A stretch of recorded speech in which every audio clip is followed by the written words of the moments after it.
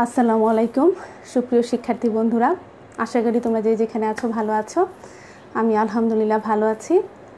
আজকে আবারও তোমাদের সামনে কৃষি বিশ্ববিদ্যালয় অনলাইন ক্লাসে তোমাদেরকে স্বাগতম ও শুভেচ্ছা। আজকে আমি তোমাদেরকে পড়াবো, গত ক্লাসে আমি তোমাদেরকে পড়িয়েছিলাম ব্যবসা সংগঠন ও ব্যবস্থাপনা দ্বিতীয় পত্রে সর্বশেষ অধ্যায় নিয়ন্ত্রণ। আজকে নিয়ন্ত্রণেরই সেই একই অধ্যায়ের আজকে আরও কিছু গুরুত্বপূর্ণ টপিকস তোমাদের সামনে আজকে আলোচনা করব। তাহলে আমরা চলে যাই গুরুত্বপূর্ণ পড়ায়। তাহলে দেখো, আজকে আমরা আমাদের আজকে টপিকসগুলো কি? আজকে আমরা পড়াবো তোমাদের নিয়ন্ত্রণের পদক্ষেপ এবং নিয়ন্ত্রণের নীতিমালা সমূহ। নিয়ন্ত্রণের পদক্ষেপ বা স্টেপগুলো এবং নিয়ন্ত্রণের আদর্শ বা নীতিমালাগুলো আজকে পড়াবো।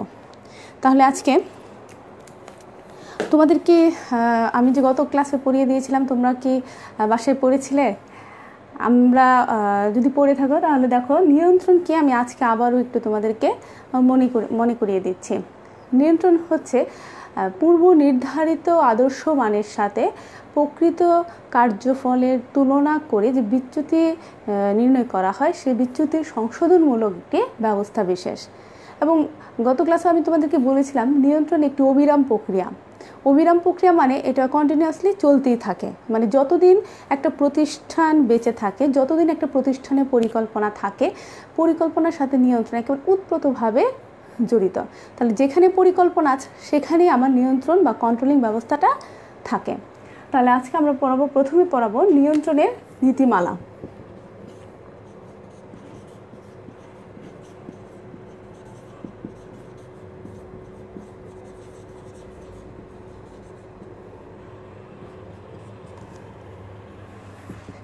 শিক্ষার্থীরা, তোমাদের আরেকটা জিনিস একটু মনে করিয়ে দিচ্ছি। তোমরা যারা এখন আমার ক্লাসটি করছো, তারা দয়া করে কমেন্ট বক্সে তোমাদের রোল নাম্বারগুলো একটু লিখে দিবেন। দেখো, নিয়ন্ত্রণের নীতিমালা।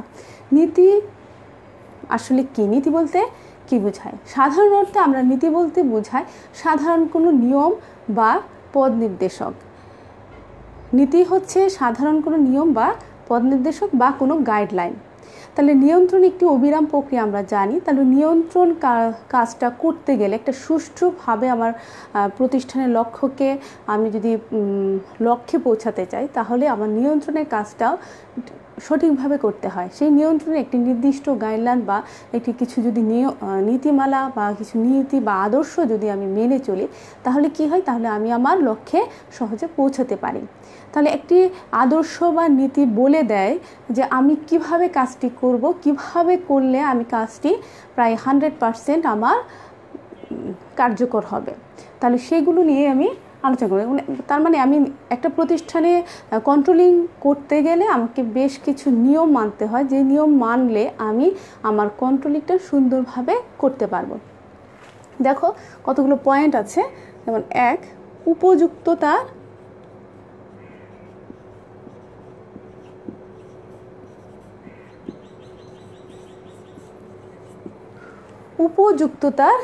নীতি। উপযুক্ততা নীতি বলতে বোঝানো হচ্ছে যে নিয়ন্ত্রণ যে আমি প্রয়োগ করব, সে প্রয়োগের ক্ষেত্রে যেই নিয়ন্ত্রণ পদ্ধতিটা উপযুক্ত হবে কিংবা প্রয়োগযোগ্য হবে, যেই জায়গায় প্রয়োগ করলে আমি 100% ফলাফল পাবো, সেটাকে বলা হচ্ছে উপযুক্ততা নীতি। তার মানে কি? মানে সঠিক জায়গায় সঠিক নিয়ন্ত্রণ পদ্ধতিটা ব্যবহার করা। তাহলে এখানে দেখো, যেমন একটা প্রতিষ্ঠানে যখন আমি যেই প্রতিষ্ঠানে আমার বাজেট সংক্রান্ত কোনো প্ল্যান তৈরি করা হয়, সেই ক্ষেত্রে আমার বাজেট করা শ্রেয়। আবার অনেক ক্ষেত্রে আমার কর্মীদেরকে যদি আমি সঠিক কর্মীদের অবস্থান বোঝার জন্য, সেই ক্ষেত্রে কর্মীদের ব্যক্তি পর্যালোচনা পদ্ধতি কিংবা আরও কিছু পদ্ধতি আছে, সেই পদ্ধতিগুলো ব্যবহার করা শ্রেয় হবে। মানে যেই জায়গায় যেটা প্রয়োগ করলে আমি 100% ফলাফল পাবো, সেটা ব্যবহার করাকে বলা হচ্ছে উপযুক্ততা নীতি। তার মানে কন্ট্রোলিং করার ক্ষেত্রে আমার এই বিষয়টা খেয়াল রাখতে হবে। তারপরে দেখো,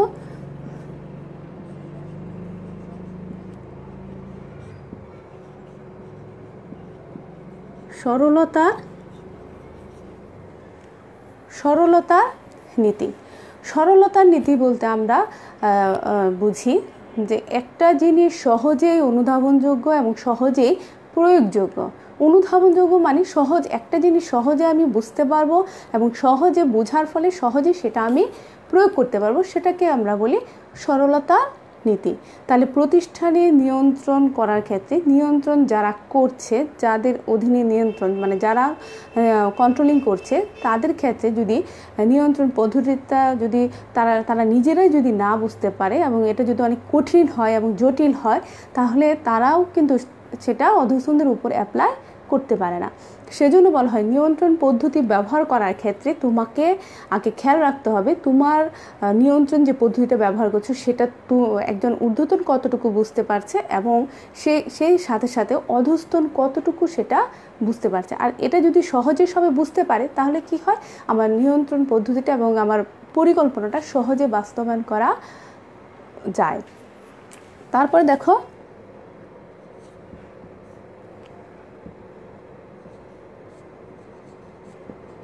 নমনীয়তার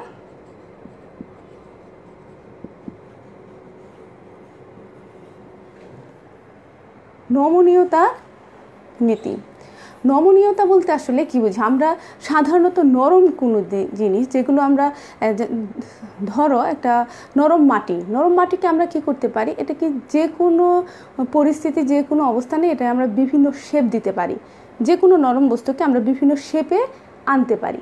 তাহলে নমনীয়তা বলতে আসলে সেটাকে বোঝানো হয় যে পরিবর্তিত পরিস্থিতির সাথে তুমি তোমার নিয়ন্ত্রণ পদ্ধতিটা যাতে পরিবর্তন করা যায় সেই ব্যবস্থাটা রাখতে হবে। তাহলে নিয়ন্ত্রণ কন্ট্রোলিং করতে গেলে যেমন আমি পূর্ব নির্ধারিত আমার আদর্শ মান ফিক্সড করা আছে যে আমি কাজটা এভাবেই করতে হবে এবং এতটুকু আমার বাস্তবায়ন করতেই হবে। সেই ক্ষেত্রে অনেক ক্ষেত্রে প্রকৃত পক্ষে দেখা যায় যে সেই কাজটা কোনো না কোনোভাবে হচ্ছে না, হইতে পারে শ্রমিক প্রতিষ্ঠানে যারা কর্মচারী আছে তারা সঠিকভাবে কাজটি করছে না। সেই মুহূর্তে আমার সেই আদর্শ মানকে ধরে সেই প্ল্যানকে ধরে যদি আমি এগোতে চাই তাহলে দেখা যায় যে হিতে বিপরীত হতে পারে।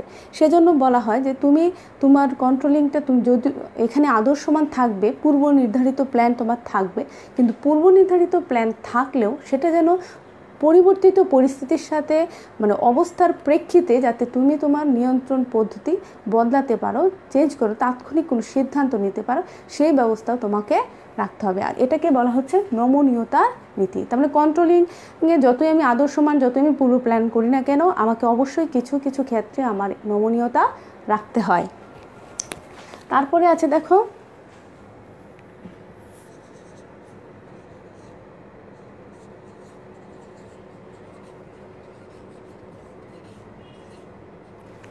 দ্রুততার নীতি। দ্রুত বিষয়টা আমরা আসলে সবাই জানি। দ্রুততার নীতি বলতে যে সহজেই একটা কাজ যেন কতটুকু তাড়াতাড়ি করা সম্ভব। যেমন নিয়ন্ত্রণের ক্ষেত্রে আমি কত তাড়াতাড়ি আমি আমার বিচ্যুতিটা বের করতে পারবো, কত তাড়াতাড়ি সেই বিচ্যুতিটাকে আমি সংশোধন করে পরবর্তী প্ল্যানে কাজে লাগাতে পারবো, সেই প্রয়োগটাকে বলা হচ্ছে দ্রুততার নীতি।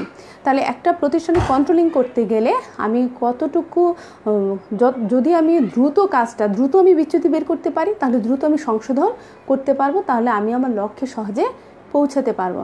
আর যদি বিচ্যুতিটা কোথায়, প্রবলেমটা কোথায়, তাহলে কিন্তু এটা যদি আমি খুঁজে বের করতে না পারি, দ্রুত খুঁজে না বের করতে পারি, তাহলে কিন্তু আমার পরবর্তীতে এটা সমস্যা হয়ে দাঁড়ায় এবং আমার অনেক গ্যাপ রয়ে যায়।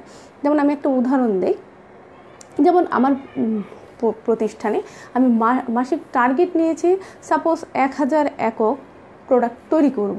তো সেই ক্ষেত্রে দেখা গেল যে আমি এক মাসে মানে 30 দিনে আমি 1000 পণ্য তৈরি করব।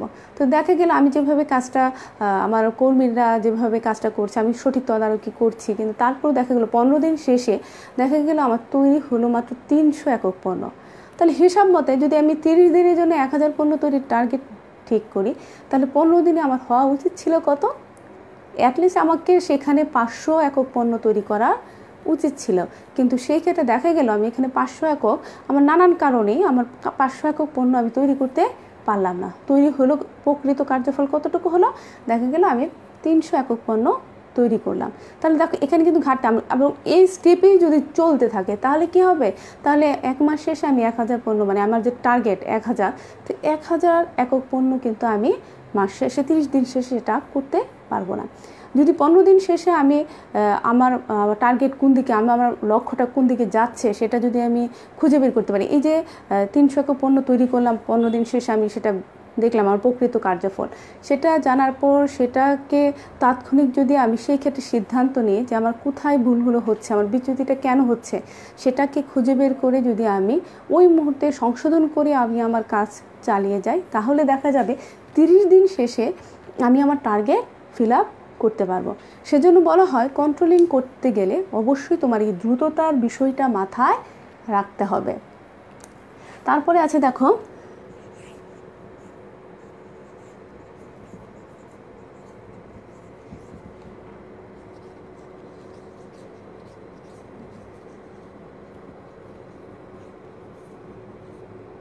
ভবিষ্যৎ দর্শনের নীতি। নিয়ন্ত্রণকে আমরা আসলে কী হিসেবে জানি? নিয়ন্ত্রণকে জানি আমরা পরিকল্পনার ভিত্তি হিসেবে, কিন্তু নিয়ন্ত্রণকে আমরা জানি, মানে আমি বর্তমানে যে নিয়ন্ত্রণটা করলাম, যে প্ল্যানে নিয়ন্ত্রণ সংশোধনমূলক ব্যবস্থা যেটা করি, যেটা যাতে পরবর্তী প্ল্যানে সেটাকে যাতে আমি ব্যবহার করতে পারি এবং আমার বর্তমান বেসটাকে যেন পরবর্তী প্ল্যানে সেটা ব্যবহার করা হয় বেস হিসেবে, সেই ক্ষেত্রে বলা হয় যে নিয়ন্ত্রণকে, সেই ক্ষেত্রে বলা হয় নিয়ন্ত্রণ পরিকল্পনার একটি ভিত্তি হিসেবে কাজ করে। সেজন্য আমি কি নিয়ন্ত্রণ, আমার বর্তমান পরিস্থিতি কি, আমার কন্ট্রোলিং করতে গেলে আমার বিচ্যুতি পরিমাণ কতটুকু ছিল এবং এই বিচ্যুতিটা পরবর্তীতে আমি কিভাবে সংশোধন করব এবং এই সংশোধন করতে গেলে আমার কতটুকু অর্থ ব্যয় হবে এবং আমার কতটুকু সময় সাপেক্ষ, এই বিষয়টাও আমাকে মাথায় রাখতে হয়। যেহেতু আমার বর্তমানে যে বিচ্যুতিটা হলো এবং এই বিচ্যুতির সংশোধন যেন আমি আগামী পরিকল্পনায় সেটা সংশোধনটা করতে পারি, সেটা আমাকে মাথায় রাখতে হয়। সেজন্য বলা হয় যে কন্ট্রোলিং করতে গেলে কিংবা নিয়ন্ত্রণ করতে গেলে তোমার ভবিষ্যতের বিষয়টাকে মাথায় রাখতে হবে।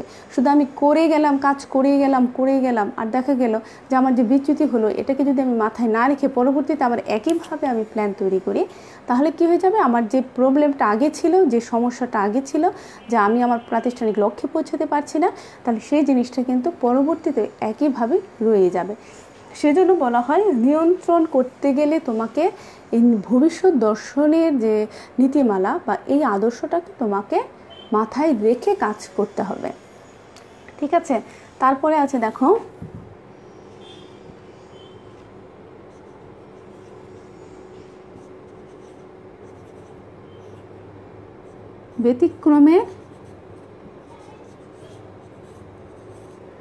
ব্যতিক্রমে নীতি। সব কিছুরই সোজা চলে, নিয়ম থাকে, নিয়মের বাইরেও যেগুলো থাকে সেগুলোকে আমরা আসলে ব্যতিক্রম বলে থাকি।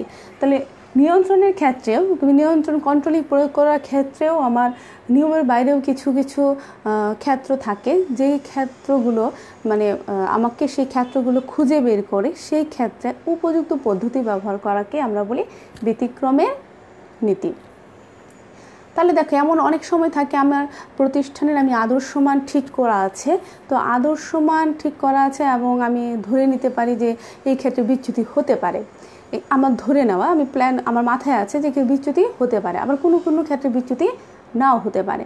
তাহলে যেই জায়গাতে আমি চিন্তা করব যে বিচ্যুতি হবে না, সেই জায়গায়ও আমার বিচ্যুতি হতে পারে। তাহলে দেখো এই যে আমার যে চিন্তার বাইরে যে কিছু কাজ, এই ক্ষেত্রগুলো যে বিচ্যুতি, আমি বুঝতে পারছি যে এই জায়গাতে আমার কোনো প্রবলেম হবে না, আমার সব কিছু ওকে আছে, তাহলে সেই জায়গায় যদি আমার কোনো ঝামেলা তৈরি হয়, তাহলে সেই ক্ষেত্রে আমি কি পদ্ধতিটা প্রয়োগ করব সেটা আমাকে ঠিক করে রাখতে হয়, আর সেটাকে বলা হয় ব্যতিক্রমে নীতি। মানে নির্দিষ্টভাবে সোজা পথে চলতে গেলেও মাঝপথে যদি কোনো ঝামেলা তৈরি হয়, তাহলে মাঝপথে আমি কিভাবে যাব সেই পদ্ধতিটাও আমাকে ঠিক করে রাখতে হবে, আর সেটাকে বলা হচ্ছে ব্যতিক্রমের নীতি। তারপরে আছে দেখো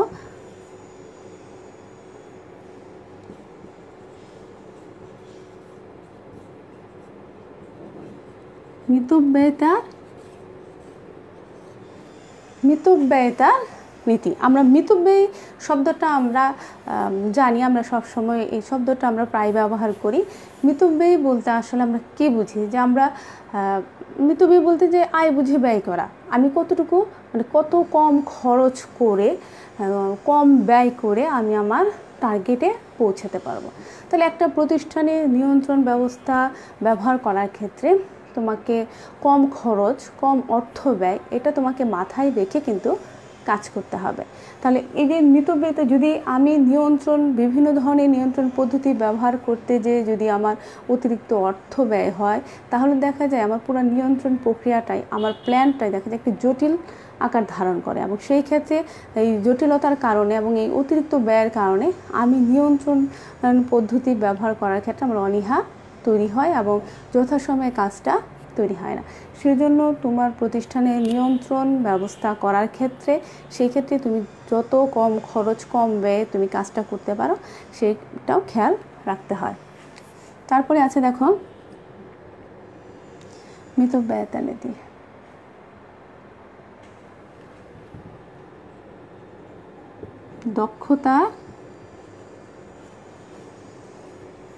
দক্ষতার নীতি।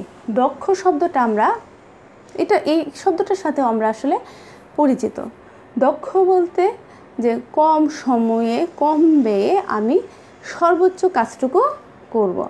তাহলে প্রতিষ্ঠানে নিয়ন্ত্রণ পদ্ধতি প্রয়োগের ক্ষেত্রে আমাকে এই বিষয়টা খেয়াল রাখতে হবে, যাতে আমি কম সময়ে কম ব্যয়ে আমি আমার লক্ষ্যে পৌঁছাতে পারি। আর এই কাজটা যদি আমি করতে পারি, তাহলে কম ব্যয়ে কম খরচে যদি আমি সামনের দিকে পৌঁছাই, তাহলে পরবর্তী প্ল্যানটাও কিন্তু আমার সহজ হয় এবং আমার প্রতিষ্ঠানের জন্য আরও বেশি ফলপ্রদ হয়। তাহলে দেখো আমরা নিয়ন্ত্রণের যে নীতিমালাগুলো পড়লাম, দেখো আবার হচ্ছে যে নিয়ন্ত্রণ, আমি এখানে 8টা নীতিমালার কথা বলছি, তোমরা আর একটু ভালো করে বই থেকে পড়ে নিবা।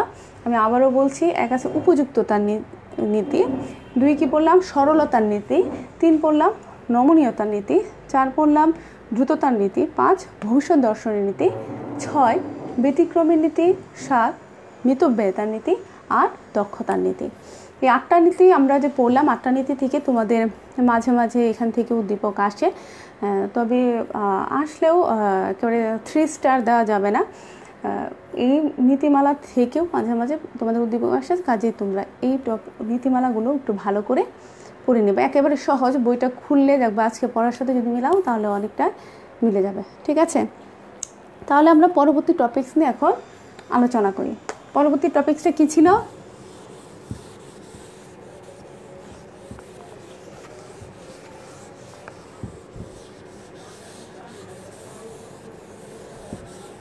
পরবর্তী টপিকস কি? নিয়ন্ত্রণের পদক্ষেপ।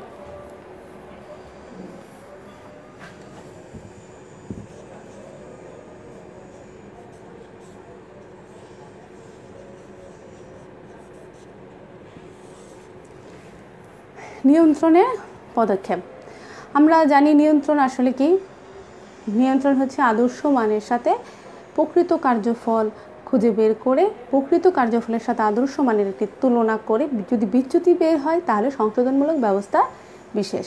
এবং এই যে কাজগুলো আমি বললাম এগুলো কিন্তু স্টেপ বাই স্টেপ করতে হয়, সেজন্য নিয়ন্ত্রণকে একটি প্রক্রিয়া বলা হয়। নিয়ন্ত্রণ একটি প্রক্রিয়া বিশেষ। তাহলে এই যে স্টেপ বাই স্টেপগুলোকে আমরা নিয়ন্ত্রণের পদক্ষেপ বলে থাকি। তাহলে দেখো স্টেপগুলো আগে আমি তোমাদের লিখে দিচ্ছি। 1 নম্বর স্টেপ,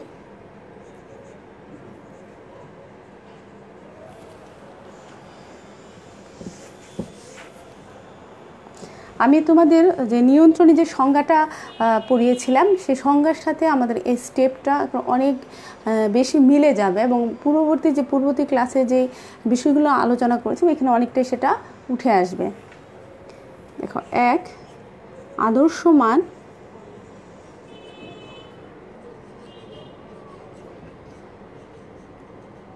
আমি নিচ থেকে উপরের দিকে লিখছি কারণ এটা একটি রেখাচিত্রের মাধ্যমে তোমাদেরকে দেখিয়ে দেব। 2 প্রকৃত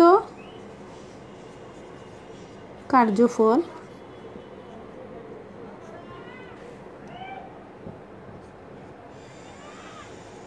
3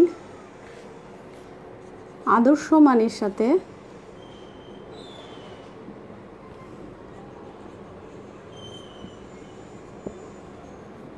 আদর্শ মানের সাথে প্রকৃত কার্যফলের তুলনা। 4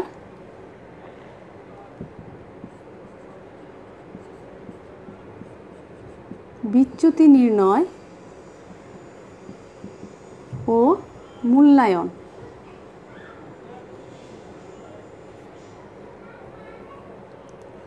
5 সংশোধনমূলক ব্যবস্থা গ্রহণ।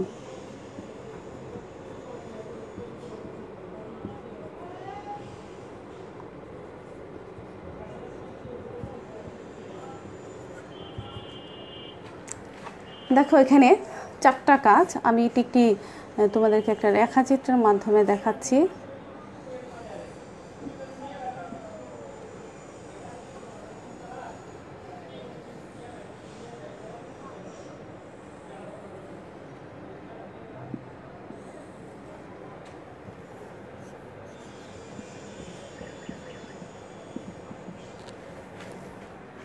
ঠিক আছে, এই তীর চিহ্ন দ্বারা বোঝানো হচ্ছে যে কাজগুলো উপরের দিকে যাচ্ছে। উপরের দিকে যাচ্ছে বলে প্রথমে আদর্শ মান নির্ধারণ। আদর্শ মান নির্ধারণ,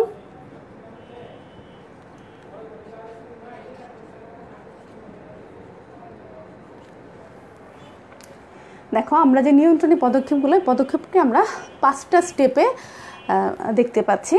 প্রথম স্টেপ হচ্ছে কি 1 নাম্বার আদর্শ মান নির্ধারণ। আদর্শ মান বলতে বোঝানো হয় যে কোনো একটি কাজ কতটুকু মান, কতটুকু পরিমাণ, কতটুকু আয় ব্যয় এবং কতটুকু সময় সাপেক্ষ হলে কাজটা সঠিক হয়েছে বলে ধরে নেওয়া হয়, সেই মানটাকে আমরা বলি আদর্শ মান। তাহলে একটা প্রতিষ্ঠানে যে আমি যে প্ল্যান তৈরি করি, সর্বপ্রথমে যে আমার যে কোনো একটি প্ল্যান তৈরি করা, প্ল্যানটাও কিন্তু একটি আদর্শ মান। তাহলে একটা প্রতিষ্ঠানে যখন আয় ব্যয় হিসাব করে যখন একটি বাজেট তৈরি করা হয়, এই বাজেটটাও কিন্তু একটি আদর্শ মান। এছাড়াও আমার প্রতিষ্ঠানে সাপোজ আমার প্রতিষ্ঠানে প্রতি বছর আমি 10% উৎপাদন বাড়ছে প্রত্যেক বছরই, যে এই বছর আমার 80%, সামনের বছর আমার 90% উৎপাদনের মাত্রা। তাহলে এই যে প্রত্যেক বছরই 10% করে বৃদ্ধি পাচ্ছে, এই 10% বৃদ্ধিটাকেও কিন্তু আমরা একটি আদর্শ মান হিসেবে ধরে নিতে পারি। তাহলে কি আদর্শ মান কি? পূর্ব নির্ধারিত একটি নির্দিষ্ট মান। এটা একটি সংখ্যাত্মক হতে পারে এবং সংখ্যাত্মক ছাড়াও হতে পারে। আদর্শ মান পূর্ব নির্ধারিত মান, তার মানে এটি একটি পরিকল্পনা। আমি আমার প্রতিষ্ঠানের একটি পরিকল্পনা ঠিক করাকে আমরা সাধারণত আদর্শ মান বলে থাকি। তো আদর্শ মান যখন আমি একটি প্ল্যান কিংবা একটি টার্গেট যখন ঠিক করে দিব, এর পরবর্তী স্টেপ কি? প্রকৃত কার্যফল নির্ণয়। প্রকৃত কার্যফল পরিমাপ।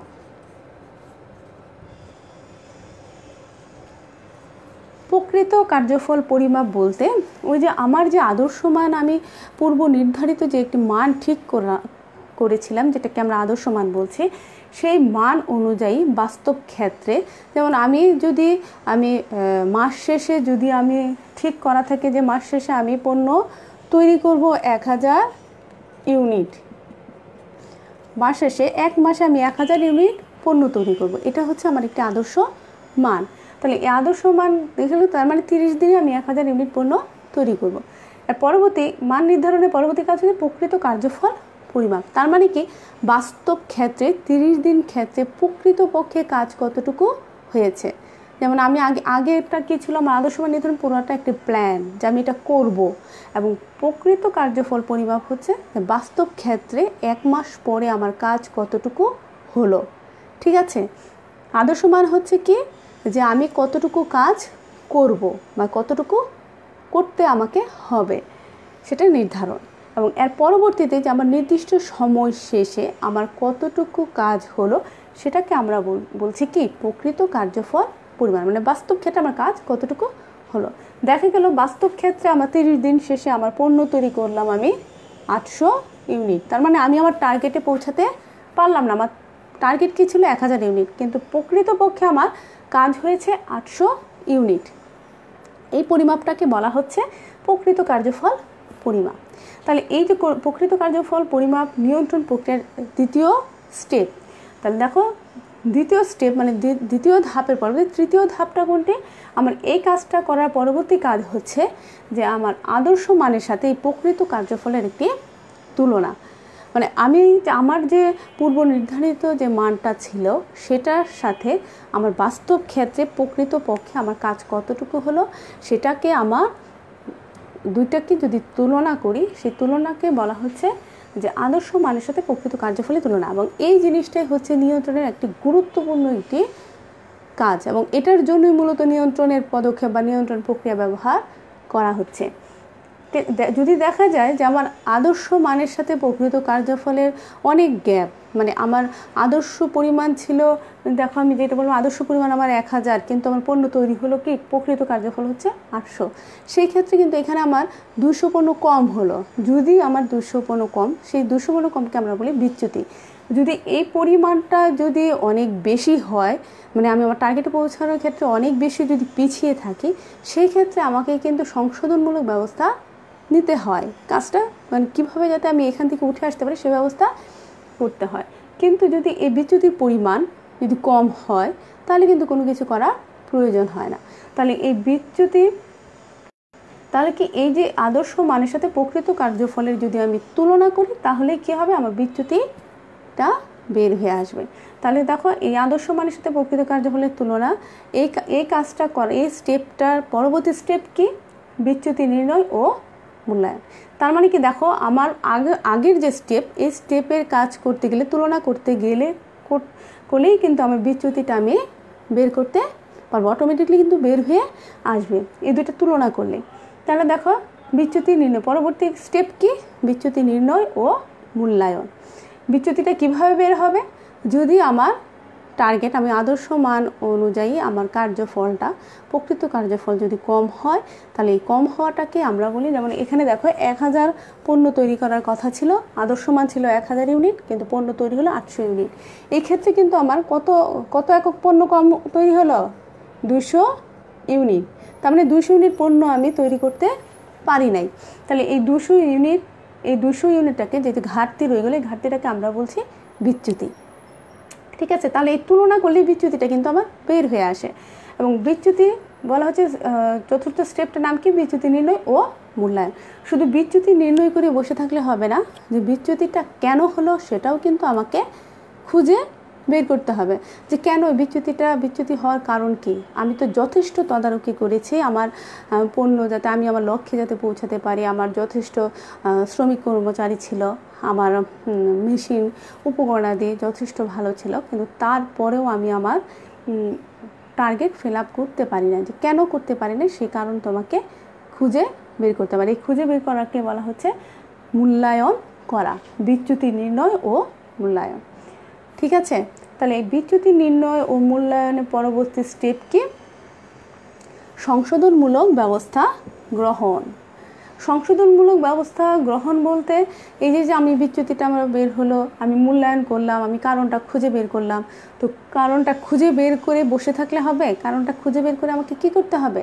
যাতে এই একই কারণে যাতে পরবর্তীতে আমার আর কোনো লস না হয়, এই কারণে যাতে আমি পরবর্তী প্ল্যানে যেন আমার কোনো ঘাটতি না আসে, সেই ব্যবস্থা আমাকে করতে হয়। তাহলে সংশোধনমূলক ব্যবস্থাটা কখন গ্রহণ করা হয়?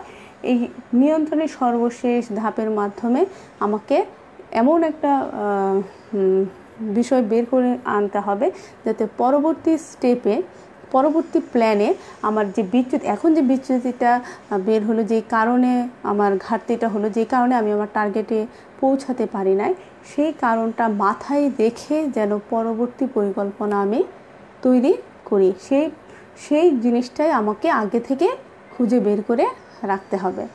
কারণ কি আমার এই যে নিয়ন্ত্রণের সংশোধনমূলক ব্যবস্থা গ্রহণের সাথে সাথে কিন্তু আমার বর্তমান আমি যে এখন যে টার্গেট নিয়ে ঠিক করলাম, যে প্ল্যান তৈরি করেছে, সেই প্ল্যানে কিন্তু সমাপ্তি ঘটে যায়।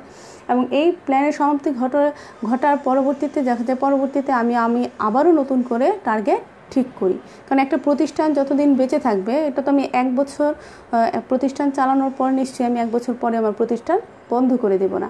তাহলে 1 বছর আমি একটা প্রতিষ্ঠান চালানোর চেষ্টা করি যতদিন আমি চালাতে পারবো। তাহলে এই প্রতিষ্ঠান চালাতে গেলেই দেখা যায় যে আমি সারা জীবনের জন্য কিন্তু আবার একটা প্ল্যান, একই প্ল্যানেও কিন্তু মানুষ বসে থাকে না। পরিবর্তিত পরিস্থিতির সাথে সাথে মানুষের প্ল্যানও কিন্তু নানানভাবে পরিবর্তন হয়, বিভিন্নভাবে প্রযুক্তি বলো, অর্থগত বলো, কিংবা পরিবেশ পরিস্থিতির জন্য কিন্তু আমাকে প্ল্যানগুলো পরিবর্তন করতে হয় সময়ের সাথে তাল মেলানোর জন্য। তো সেই ক্ষেত্রে দেখো নিয়ন্ত্রণের যে আমি যে প্ল্যান তৈরি করব সেই প্ল্যান মতো আমার কাজ করে আমার যাতে এই প্ল্যানে যদি কোনো ত্রুটি বিচ্যুতি থেকে থাকে সেটাকে খুঁজে বের করে আমি পরবর্তীতে এই ত্রুটি বিচ্যুতি থেকে কিভাবে উত্তরণ করতে পারি সেই ব্যবস্থাটা আমাকে খুঁজে বের করে রাখতে হবে। কেন? যাতে পরবর্তী সময় আমি যে প্ল্যান তৈরি করব সেই প্ল্যানে যাতে আমি এটা আমার আগে যে ঘাটতিগুলো ছিল সেটা যেন আমি ব্যবহার করতে পারি। ঠিক আছে, তাহলে নিয়ন্ত্রণের পদক্ষেপগুলো আমরা বুঝলাম। দেখো নিয়ন্ত্রণের পদক্ষেপগুলো আবারও নিয়ন্ত্রণের পদক্ষেপ কয়টা? 5টা। তোমাদের এই পদক্ষেপ থেকে কিন্তু প্রশ্ন আসে এবং এই পদক্ষেপ থেকে কিন্তু তোমাদের বিভিন্ন ধরনের অঙ্কও আসে, যেমন বিচ্যুতি পরিমাণ নির্ণয় করো। তাহলে দেখো বিচ্যুতি নির্ণয়ের কিন্তু এখানে যে আমরা একটা বিচ্যুতি নির্ণয়ের কিন্তু একটি সূত্র আছে। যেমন দেখো কার্য, সূত্রটা আমি লিখে দিচ্ছি, কার্য বিচ্যুতি সমান সমান প্রকৃত কার্যফল মাইনাস আদর্শ মান।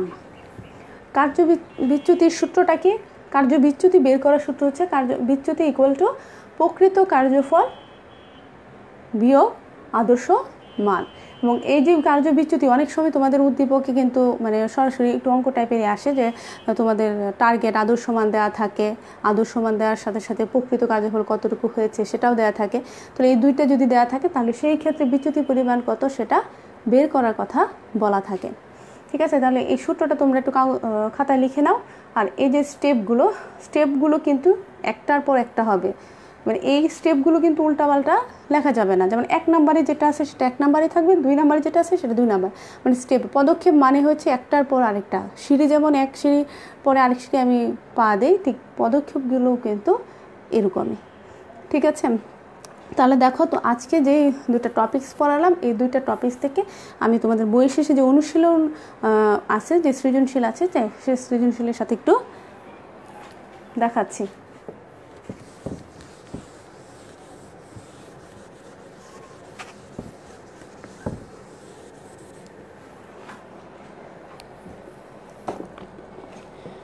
তোমাদের বইয়ের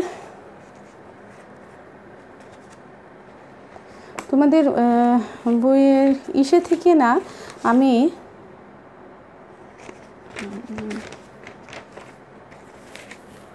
তোমাদের বইয়ের শেষে দেখো অনুশীলনের প্রশ্ন আছে। তোমাদের নিয়ন্ত্রণের অধ্যায় থেকে ম্যাক্সিমামদের নিয়ন্ত্রণের সাথে পরিকল্পনার একসাথে মিলিয়ে প্রশ্ন করছে। তোমরা একটু খেয়াল করলে দেখতে পারবা বিভিন্ন বোর্ডে যে প্রশ্নগুলো আসছে সেগুলো তোমাদের এই নিয়ন্ত্রণের সাথে পরিকল্পনা একেবারে মানে ওতপ্রোতভাবে জড়িত। উদ্দীপকগুলো দেখলেই বোঝা যায়। দেখো তোমাদের অনুশীলন বইয়ে যে 2 নম্বর যে সৃজনশীল প্রশ্নটা আছে, এখানে দেখো আমি যেটা তোমাদের পড়িয়ে দিলাম যে একটি কোম্পানি 2014 সালে তাদের উৎপাদন বছরে বাড়িয়ে 5 লক্ষ একক ধার্য করে গেছে, কিন্তু 2014 সালে জুলাই মাসে দেখা গেল তাদের উৎপাদন হয়েছে, দেখো বললাম প্রশ্নটা কি, যে একটি কোম্পানি তা 2014 সালে একটা কোম্পানি 2014 সালে তাদের টার্গেট নির্ধারণ করেছে 5 লক্ষ ইউনিট 2014 সাল, তার মানে পুরা বছরে 2014 সাল পুরো বছরের জন্য তাদের উৎপাদন লক্ষ্যমাত্রা কত? 5 লক্ষ ইউনিট। কিন্তু জুলাই মাসে দেখা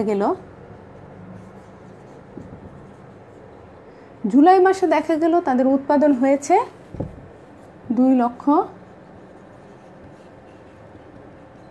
বলা আছে কিন্তু বছর শেষে, তার মানে কি 12 মাসে তোমার উৎপাদন আদর্শ মানটা কত? 5 লক্ষ 12 মাসে, মানে 1 বছরে।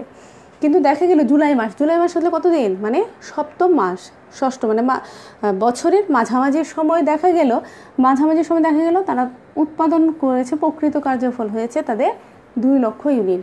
কিন্তু আসলে হওয়ার কথা উচিত ছিল কতটুকু? যেহেতু 1 বছরে 5 লক্ষ, তাহলে আমার বছরের মাঝামাঝি অবশ্যই সেখানে উৎপাদন হওয়া উচিত ছিল 2.5 লক্ষ ইউনিট।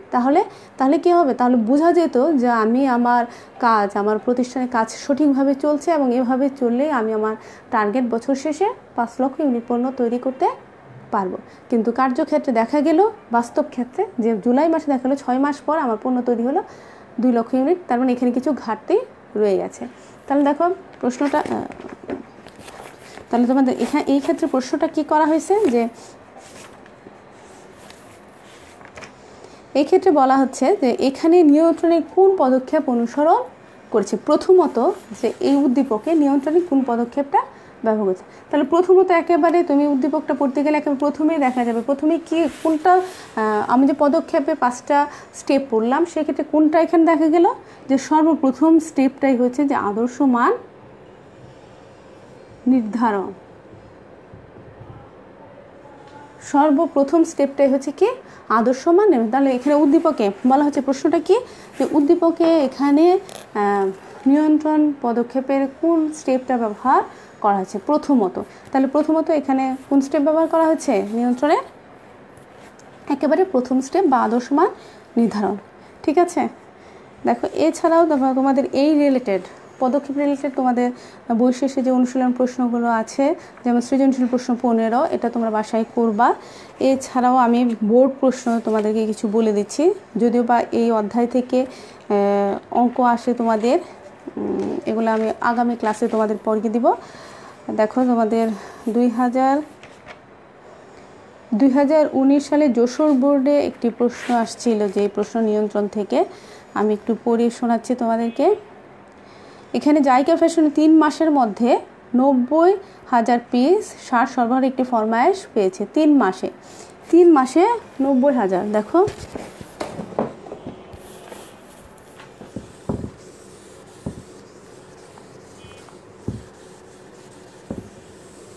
প্রশ্নে কী বলা আছে, আমরা উদ্দীপকটা ভালো করে পড়লে আমরা উত্তরটা দিতে আমাদের সহজ হয়।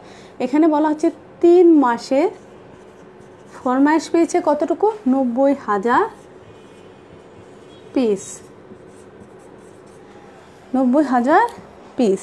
পরবর্তীতে কি বলা হচ্ছে, যে কর্তৃপক্ষ মাস প্রতি, তাহলে যদি 3 মাসের মধ্যে তাকে 90,000 পিস সার তৈরি করতে হবে, তো বলেছে কর্তৃপক্ষ কী করলো, যে প্রত্যেক মাসে সমহারে সার উৎপাদন করে ফরমায়েশ পূরণ করার সিদ্ধান্ত গ্রহণ করলো।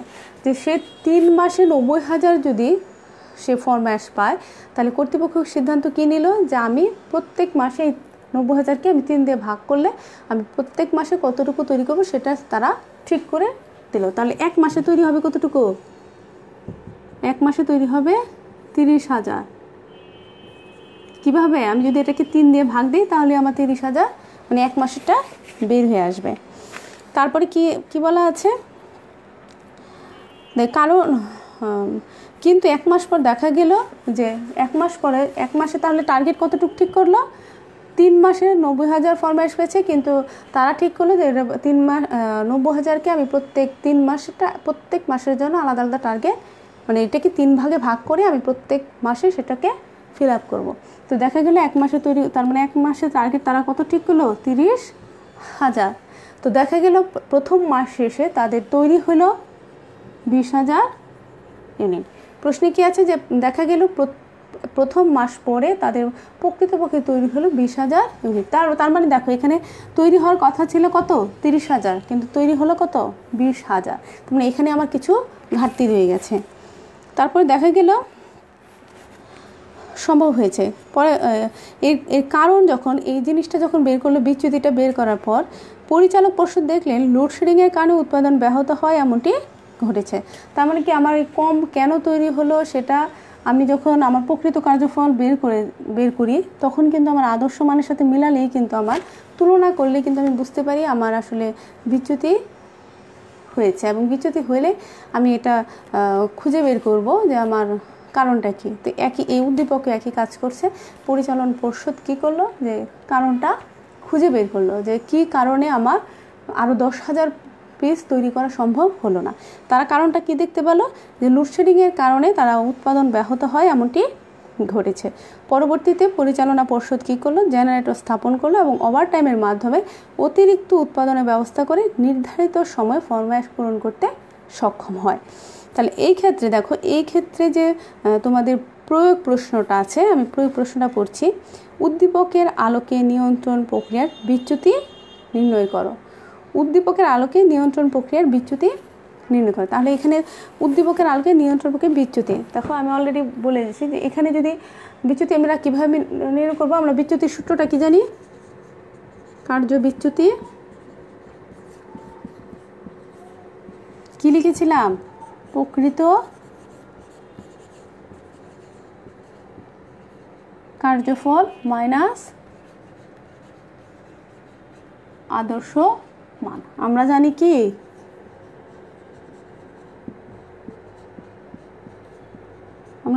কার্য বিচ্যুতি সমান সমান প্রকৃত কার্যফল মাইনাস আদর্শ মান। তাহলে এক্ষেত্রে প্রকৃত কার্যফল কোনটা, প্রকৃত কার্যফল হচ্ছে বাস্তব ক্ষেত্রে এক মাসে আমি কতটুকু তৈরি করতে পারলাম। তাহলে এক মাসে আমি তৈরি করেছি কতটুকু, 20,000 পিস। এখানে আদর্শ মান, এক মাসে আদর্শ মান কত ছিল, এক মাসে আদর্শ মান ছিল 30,000। তার মানে কত আসলো, -10,000। যেহেতু মাইনাস আসলো তাহলে এটা একটা বিচ্যুতি, ঠিক আছে।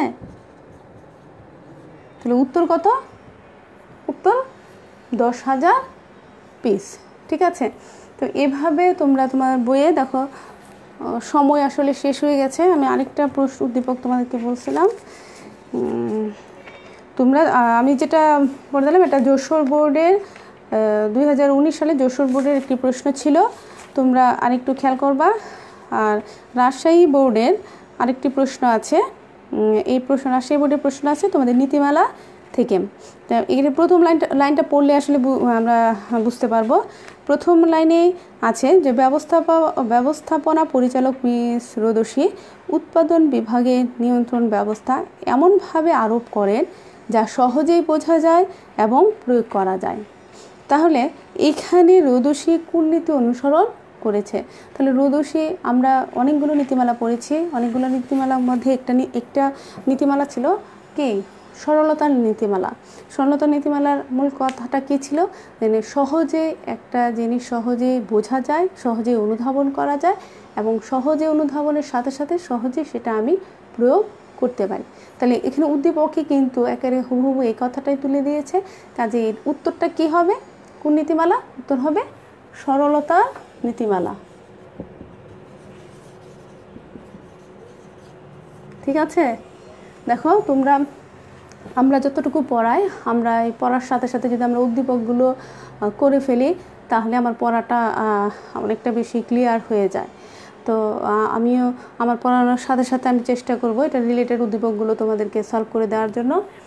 এবং তোমরাও কী করবা, তোমরা যে টপিকসগুলো আমরা পড়াই, তোমরা এটার সাথে রিলেটেড যত উদ্দীপক আছে, যেহেতু এখন বাসায় পুরোটা সময় তোমরা বসে আছো, এই টপিকস রিলেটেড যত উদ্দীপক আছে সব উদ্দীপকগুলো খুঁজে বের করে তোমরা সেগুলো সমাধান করে নিবা, ঠিক আছে। তো আজকের জন্য ক্লাস আসলে সময় শেষ অনেক হয়ে গেল। তো তোমরা অবশ্যই বাসায় থাকবা এবং নিরাপদে থাকবা। তো আজকের জন্য আল্লাহ হাফেজ।